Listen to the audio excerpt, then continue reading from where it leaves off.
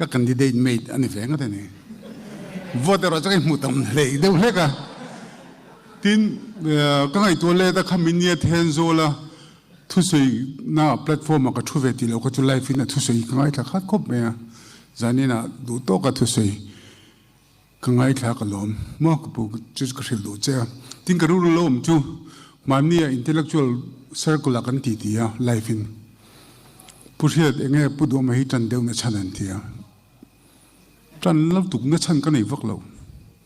nó là chú cái ngày tuổi bằng vất à lột lính ta cái bị suy tụt chuan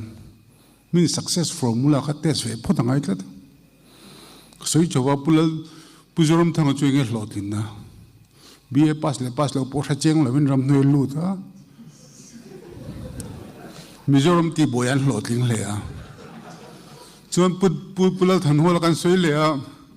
pu hola chuma soidan takin is ni ve khapan ni tir ve do ma se khelu tu ka ba te fel lui vel chẳng càng lúc tục lâu này, con sĩ đủ lại đặc chú IPS anh ấy bùdô mà, con Chief Minister, chính là Sơn Khan, IPS này khá ảo lâu này, cream service này, 1977 bố ra khan lâu tít tổ mà sẽ là SD của ta cái tuần lại anh lại tay lâu mà sẽ là, chấm phai chẳng val real troll, lính tụt khan này, determination khá bốn này cái này, chú anh con Chief Minister hiện nay, đủ chuan success formula. Chú success formula chú ram lên nằm tan mang về để chạy cái bộ của thế này. Ít thế,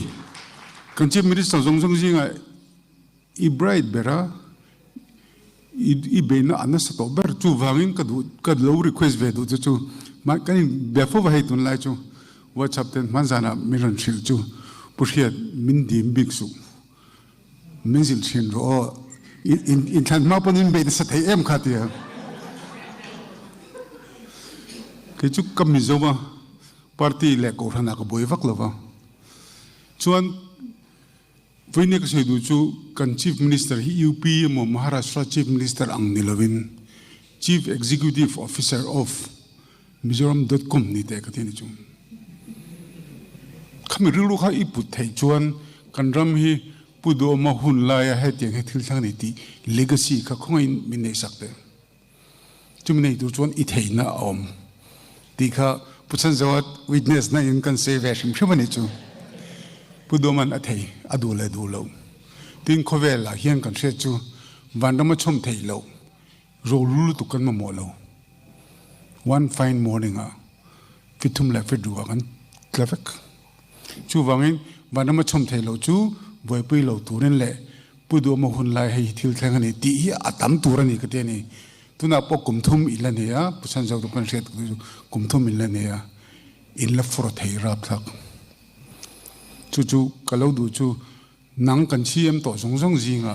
pu brigadier chen phunga chu brigadier ani a hloting ve em ma se pa ni na konga a success formula temle confident taka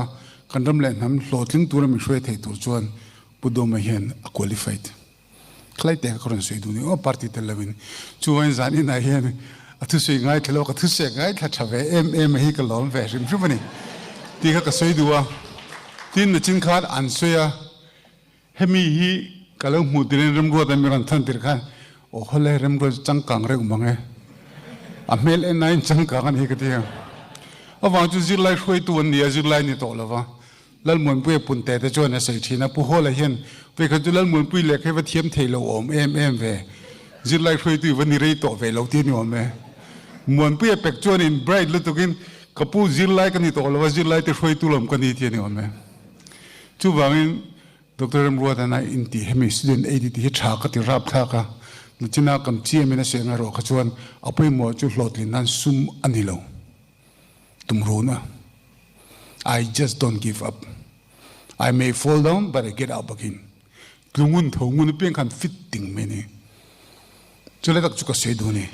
Chuan zirna hlot le na hi engdang ni lawa. Pulom sang IPS hin hamana chenai online ina ka lenga chokon e dun to. Kan ti dun ko mai shia da ka chule khathiam thei kan yati. A tengwa da che ka ti. A le khathiam thei je kha soi ni chu. Mi ina serkona mi ina omin lekha kazira chuti khate te sai chau char chara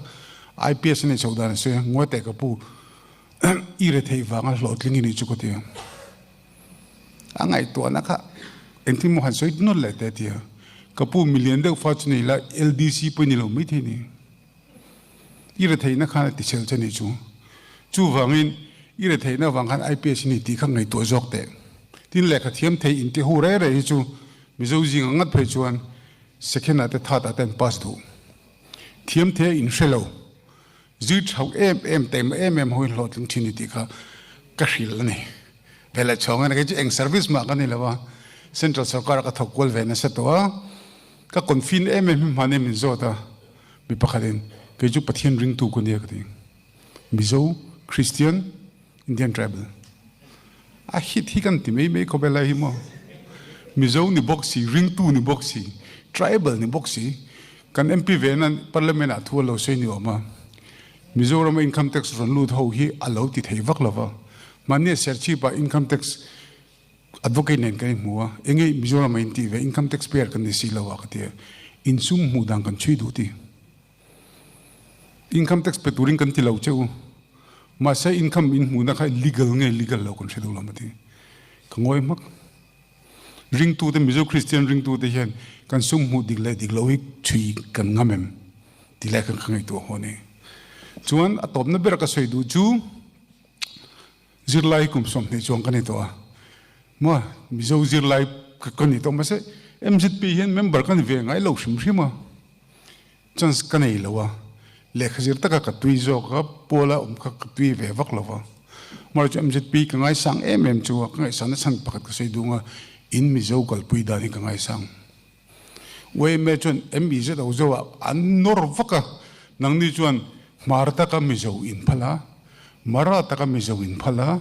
Kuki ta ka mizo in phal hi apui kati hi MZP ho aru ka lo ngai nat na chan chu nia tin heta hian tu na kan se pledge nge faith promise ang do kan siam hala tro ka fill up ve du don ri lawa tu na kan paisa tlem te 1 2 3 4 ka pe chu ni sangkhat zini sum thum pali ka pek na chan chu kha Hindu hostel in pathian in ala multiply doning karing ani manzana kan ti puya remruata income tax noya ATG mo ti velang jo ka sei pui ni chun lungai su CSR kan ti ho hi corporate social responsibility se hi MZP na khati nga NGO anga dikta ka inang lawa trust anga kan kala kan ti chuan asoi na tura tam na pusan zona se ka dik til tuk mani tan ni lo Ramlen nam tan zirlai ra the ta na dil chu chak om to ri nor na ngam don lu tuk ti ka kha chiang ve tho ni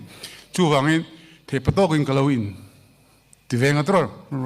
ron leng ve thi na nga chu wangin a thei pui mo ma chu mane ikfa ya FCA kan sei tumin ka se mizo ten kan ngai to na kan thla ka ngai mani loka bangchia kan chung koin ka han kala ka fanui na hre thim ka fanui hianin eng namnge ni khmi lo mizo baka UPSC exam ve tuma ka pa mizo in khom na eng namnge ni ente mizo da mizo kan ni mai lo mi ti o bete mizo titlat ro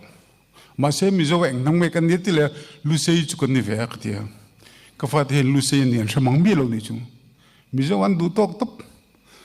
chu da khita bangche ka han kala thil kan mu chu tharta ka chu kan pi le puten bon rap thak Pile pude bondong ne kan noi tatlat mini kha kheng wange kan ti chuan intertribe indo na wangte MNF boy ka sei MNF tuna chu ka kam na lutuk thina MNF boy omo wang khan kan confidence kan hlau vek kan bel nu te an bel nu te nu pui te ma se pe na hlap pop pop khachun an confident he to lo chuan confidence kan hlau nei hi kan pile pude ni hnuai lal an ni na mizo original pride kha MNF boy ram boy khan minti confident lo zo ta vek ni chuan let us bring back the original pride of Mizo's katitani sanin na chuan chu wangin sakei hian sai amu hian alian simin rap thler vek ang atilo voksa muin mutlat mini voksa muin muwa chu wangin ui cho angin mulo ui cho chu antila tlan chenghal rengota chu wang Mizo te hlau reng tu kanilo FCA le ve border isuela ma khasung ngai dang kan chiang to ka chu when ye karong ka support lai to chu student aid fund hinia chu wan hain itila mora chu in student aid fund in nga lu thung ti ka lau in chapo palanga tin chu lo do in politics eng mo khelna ni mang veng ti ka lau ni mo chu wangin puisa nga lu tuk tum su atu drop pusan zo puisa nga lu tuk tum lo ani pon min kap tho kha kan ka ve so ka mania ka how to me film thuin ka zil to kan minister rolten lo zo in lo ma ka ti ngati mo tha lo zo te chu kan lifestyle ni tha lo ma ti ma se lo zo na turata na an ngo hal chet khai ngai to lo wa dry terracing anga kalani chon le ka thiwa ka te kan ni do na mai a bright em of wang kan se war de oni chu van mi zo te hen kan ti thei pathian fa te kan nia Israel kan nu pe jon new kanan ain ti to wa chu new kanan ka kan noi thei lo ni i noi lo wang ko te ni chu ka sei thei ni sela zani na kan pu oma khongai ta ka du chu angai to na a chief minister ang satli anilo Chief Executive Officer of Mizoram.com Mizoram company ni ti kha ria sela mi zong tan an thana tu ngai to sela mani tan mani chung ko tan mani party tan ngai to lawen ram le nam tan in ngai to chuan ZPM po 2020 da in forvia ti ka sei du tlin le zel kha in la fit ka sei fo thina MNF Congress ten le ZPM andang lam ne chu MNF Congress a chuan ei ruk adik an tam lu tu ZPM a chuan sei tur lom lo an la thar lom puchan zo po first time MP ni an la adik man lovin ka ngai kan la check man do nia chu ni sela MZP remruat an min som van kaloma pathian mala somang chunga kan tumna athat pho chuan afa pamal nei chun min pe phal hen engkemin pe phal chu wangin mizo te kan theu ne lon china khan service officer ngot kan soya ke chu ka ru piang non leila IIT Kharagpur BTech mining ne BTech civil kanianga chuan IIM Ahmedabad MBA ni ka tumanga chu new year ka komdeang IS develop ka chu ka ti pe vak don chuang lo ti ka sei du chu wangin kan ram lai nam ngai na ko nga hausa ka poimo dikta hausa ka poimo chu shela confi by the way I'm a Mizo Christian Indian tribal kan tingam turani ka tiani pathian in MZP mal som sela te patokin kan tinga kan chief minister du sang ber ka hlana zani na puchan jo witness sangin ron kala minister singa po tro bright ber po la kangai ni ti po ngai thlatiam ti ka se du ni kalome